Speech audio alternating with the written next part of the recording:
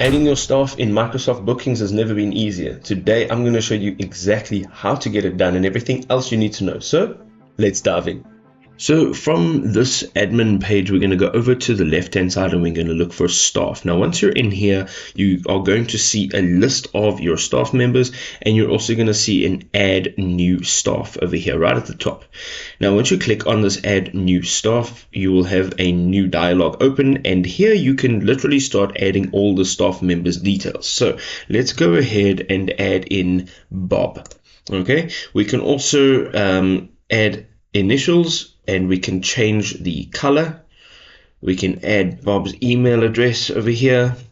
We can also add an optional phone number, and then guests can be assigned to bookings, but they can't open bookings mailbox. Let us leave that out.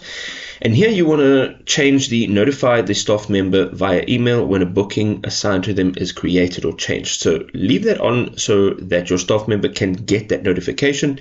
You can also set up availability. So events on the office calendar affect availability. So you can actually set this on if you'd like. And then you have the business hours. Now, if you want this staff member to be available your regular business hours, then you're going to leave this on. But if you'd like to change those hours, you can just toggle the switch off, change these days as well as the times. And once you're happy with all the changes that you've made, you're going to go over and click on Save Changes on the bottom right-hand side. You'll see a list of all of your staff just over here. And if you'd like to go in and edit them, you can just literally go in and edit all of the details again.